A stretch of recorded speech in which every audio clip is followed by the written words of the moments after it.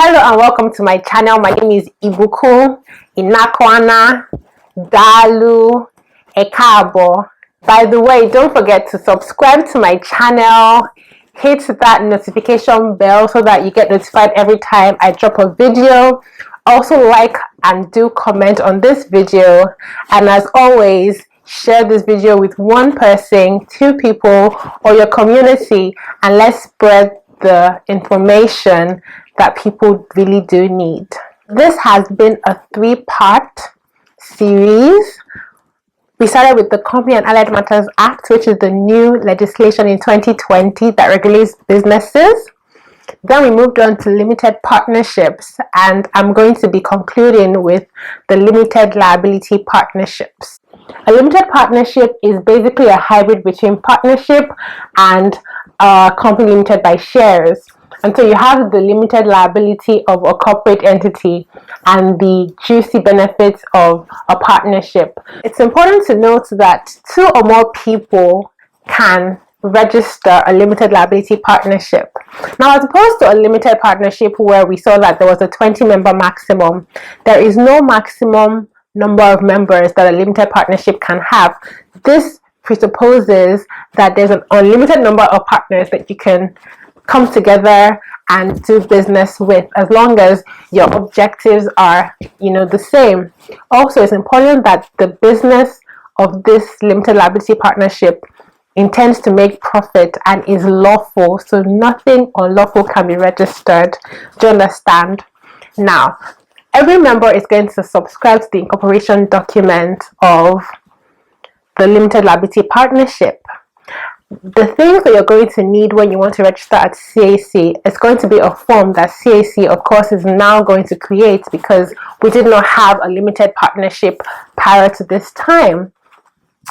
Now, the important statements and the important information to have for CAC to register this this limited liability partnership, LLP, as I'm going to use interchangeably, is that there has to be a name for the LLP. There has to be the nature of business that is going to be conducted. Now, the name and addresses of all the partners is going to also be documented. The registered business address of this LLP is also important, and other information about the limited liability partnership. You're also going to need a limited liability, a partnership agreement. Although it's not compulsory, but this is the document that helps you agree as to how the partners are going to operate, the profit sharing, what each partner is bringing, basically all the information that you want to cover before going into business. This document is important for you to have, but if you don't have it, the 15th schedule of the Company and Allied Matters Act 2020 does contain the duties of the limited liability partners, and so the way that it's going to operate and some of the expectations are covered there if you haven't already covered this in an agreement. Very interesting for me is this provision that says, upon submission of all your documents, CAC has 14 days to register the limited liability partnership and issue an incorporation document. So this is very, very novel in the sense that there hasn't been a time limit to the registration of any company or business in the Act. And so CAC has 14 days upon submission of all the documents that she needs to issue you your certificate of incorporation. Note that you have to have a business address where correspondences can be sent and notices can be sent to. So this is very important, and anytime you change your location, at least the registered business address or where you're operating from as a partnership, you have to notify CAC as soon as possible. Official publications, the invoices and the correspondences of the limited liability partnership should contain the name of the LLP, it should contain the registration number, and it should state that this is a limited liability partnership. First, the Act states some of the benefits that you enjoy once you register a limited liability partnership. Like I've said, the limited liability is, the part that caps it and is the attraction point for people that are going to be using this entity. It's that the partners have their liability limited to what they have contributed into the business, and the company indemnifies them against any further loss, where there's debt or liability that the limited partnership owes. So as I've mentioned earlier, you should have a partnership agreement that governs your relationship with the other partners. But what this isn't so, Act covers certain duties and rights of partners. One is that you're not entitled to a remuneration for participating in the partnership. Two is that you will be indemnified for payments that you make or liabilities that you incur in the ordinary course of the business. Also, every partner has equal share in the profits, the losses, and any benefits accruing from the business. The other thing to note is that every partner is entitled to participate in management, as opposed to a limited partnership that limits who participates in the management of the partnership. Another right that you have as a partner is that new partners cannot be introduced without the consent of the partners in the limited liability partnership. In line with this, also, when making decisions, every partner has one vote, and a majority have to decide by resolution before decisions are made. And where you want to change the business object of the partnership, then all the partners have to be in agreement. It has to be a consensus resolution. So this is important for you to note in deciding who is going to be in partnership with you, because there are decisions that you need to make that need to be either by majority or by consensus. Of course, there has to be transparency. So if you're conducting business that is similar to the object and the business that the limited liability partnership is operating, and you're a partner, you're going to be liable to pay to the partnership the profits you make from that business. You're also required to render true accounts of whatever transaction that you take part in. So you have to disclose your interest in transactions, especially if it affects the business in one way or the other. So you cannot conduct any transaction with the business without every partner knowing about it. And where there are disputes, that dispute will be resolved by the Arbitration and Conciliation Act, unless under the partnership agreement this is agreed to. No one partner can expel or remove another partner from the partnership. When it comes to transferring interests or your rights in the shares in this partnership, the first thing to note is that you first have to offer your shares to an existing partner before you can offer it to a non-partner. A partner or a group of partners cannot sell more than 50% of the shares of the partnership unless to a non-partner, unless that non-partner has agreed to buy up all the shares of all the other partners. And so these are just some of the rights and duties that the Act provides for in case you don't have a partnership agreement. Partners can either form or join the partnership before incorporation or after incorporation. Also, you have to be, of course, above 18 and of sound mind.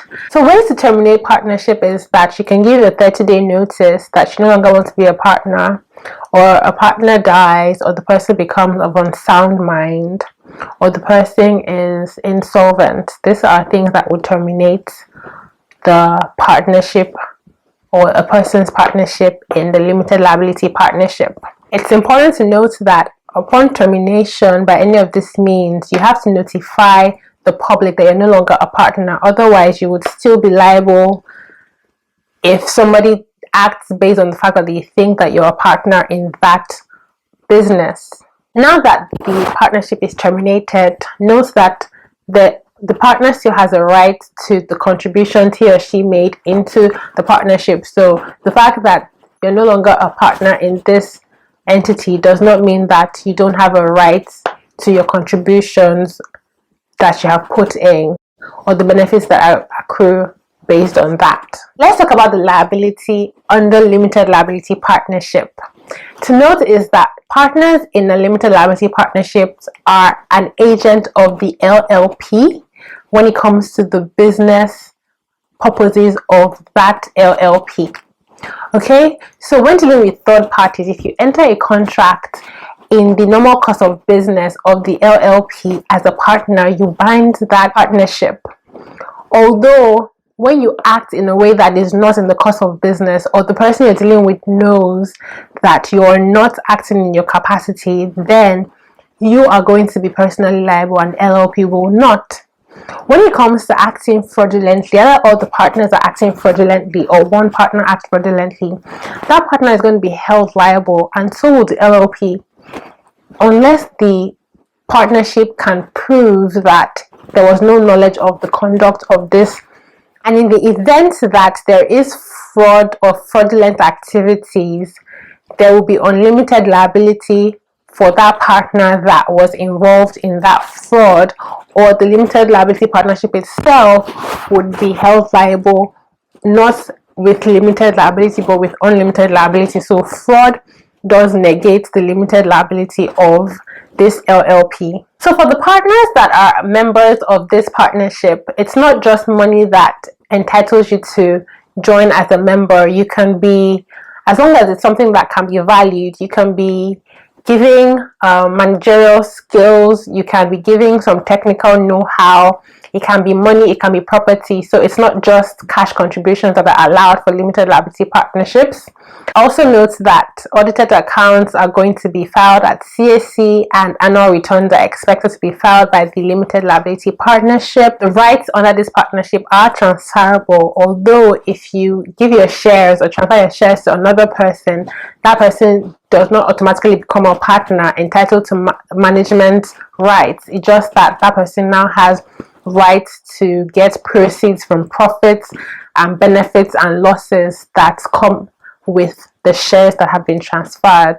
If there are any shady dealings by limited liability partnership, a court can declare that limited liability partnership be investigated, and CAC then would appoint investigators. The partners have a duty to disclose where any of the partners has substantial control of the limited liability partnership. So this is in line with the new transparency and disclosure policies under this act. So you have to declare, or you have to disclose every substantial ownership in a public company or in a limited liability partnership. So the other thing is that a partner can loan money to the limited liability partnership, and that partner will have such rights to get his money back as a non-partner would, where a non-partner had given the business a loan.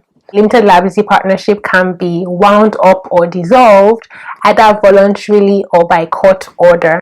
Where a court is going to wind up a limited liability partnership, the first thing that will be checked is, do the partners agree that this should be done?